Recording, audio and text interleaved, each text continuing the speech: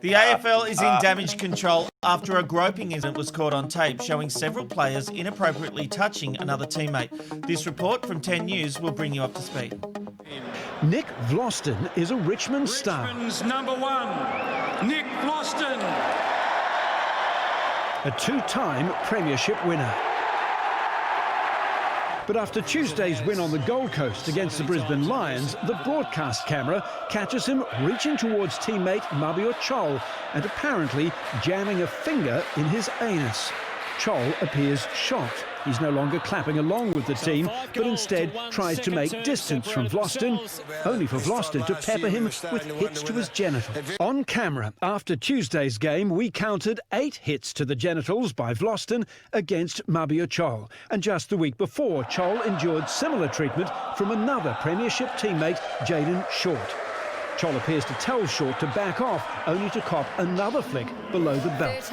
Richmond coach Damien Hardwick told us via Zoom he had no knowledge of the incident before cutting the conversation short. Thanks for your questions, Hugh, but we'll move on from that. And if we have any more questions about the footballer game, we'll go from there. Thank you. Now, in a new twist, despite telling reporter Hugh Remington that he didn't know about the incident, Richmond coach Damien Hardwick admitted he did in fact know when he appeared on Fox Footy. We admit it's not a great look for the game. We were disappointed. And the fact of the matter is we spoke about it about 2 days earlier, so we thought we'd nipped it in the bud. And obviously yesterday happened and we had to deal with it again. But look, we condemn the behaviour if obviously that makes sense. But once again, we'll support the individual. It's all about education from our point of view, and it's in the eye of the beholder. So we'll continue to educate our players and continue to learn from it.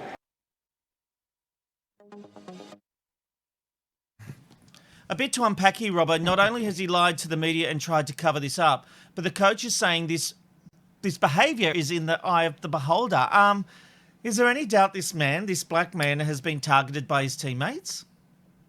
Yeah, Rob, look, this is the thing. How many times we've heard that there's locker room banter? Let's just be honest about this. This idea that this is so shocking that, you know, a sports person touches the bum or the balls or whatever of another sports person. This blows my mind. Whether it's right or wrong, this is what happens. That's where the term locker room banter comes from. This is the thing I want to talk about. The player who was grabbed or groped and had a bit of fun and laughed and whatever, let's hear from him. Let's not always hear from these social justice warriors going, well, that's wrong. Now, if he thinks it's wrong, if he thinks it's wrong, then let's hear from him. Otherwise, this is what boys do. Hang on, Robert, you can't hear from him. He's under contract. The PR people would be telling him, you're not to get into this, you're not to talk about it. You know, like he has a contract on the line. But I will tell you, Sam Newman has spoken out about this issue, and we have his tweet, if you can bring it up, Amanda. He has said grabbing someone on the crotch in the rooms after a victory is hardly being groped. Just mean the lads in question get on extremely well with one another, or they wouldn't have done it. Stop with the cow eyes. I've got to say, Robbo, this guy did not look like he was enjoying it. He was not laughing it off. He did laugh it off, Rob. If you looked at the vision, he does smile and push the hand away. He said, get off. But up here, look, he ends up speaking to the guy.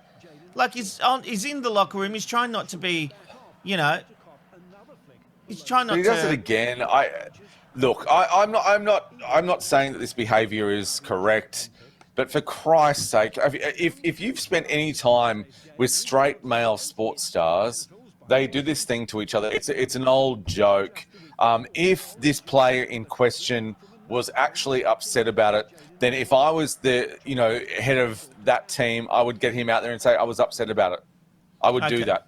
Well, I tell you what, it's up to them what they're comfortable with in the locker room. So the AFL needs to have a hard look at itself and decide what's appropriate and what's inappropriate, because I'm certainly not a sports guy, so I can't talk to that world.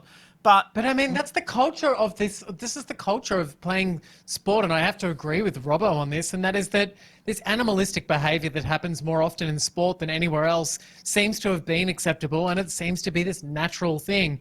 And I also would like to add to the fact that, whenever I played sport, no one ever touched me like that, and that was because there was a bit of, and I'm trying to make a serious issue out of this, but they didn't feel comfortable with me being there. So I was never included in on any of this mateship.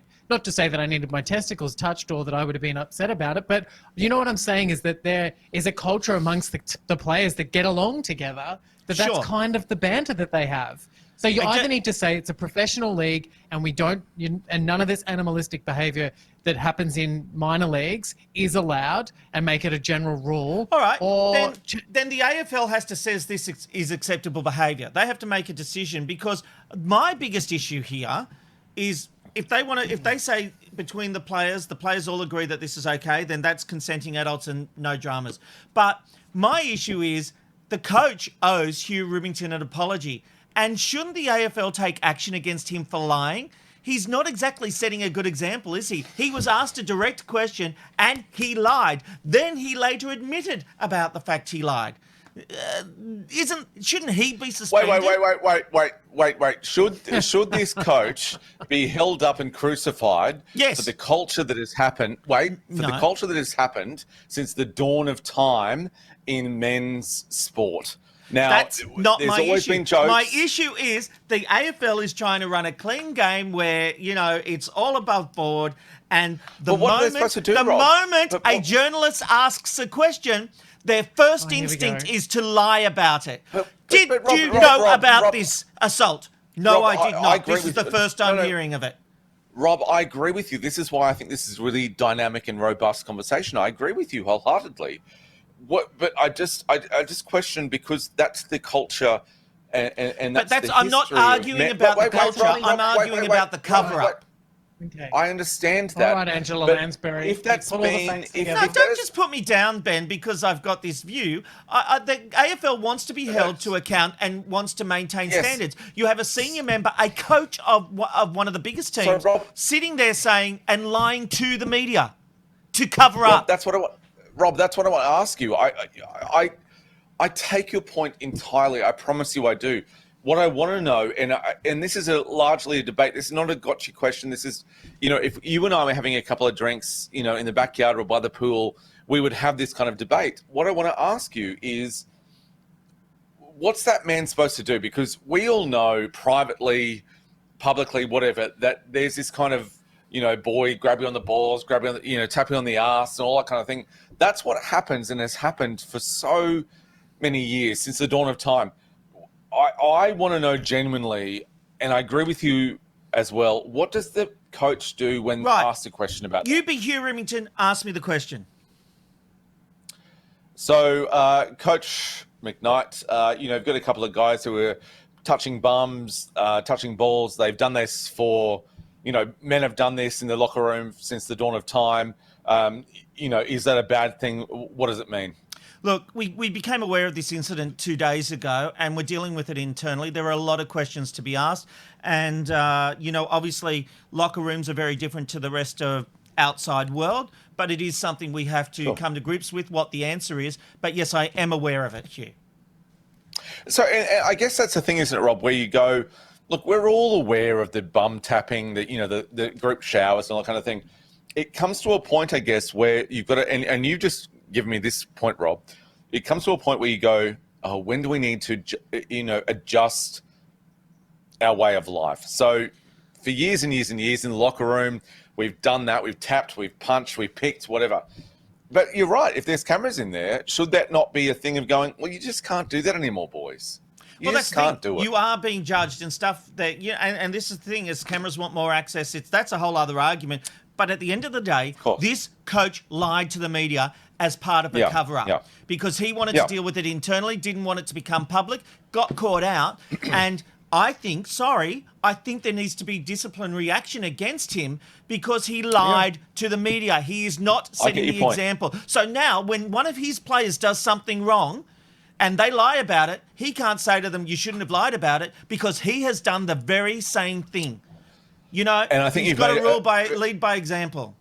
I think it's a fantastic point, Rob. I really, really do. And if, coaches are the head, right? So they're the government, they're the head of it, the Prime Minister, the President. That's it. When there's a natural change, that's right. When there's a natural change in what the, society thinks, they need to be the ones that kind of, govern that. I agree with you wholeheartedly. There's no question on that.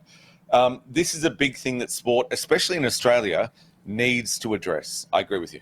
It's the Ben, Rob and Robbo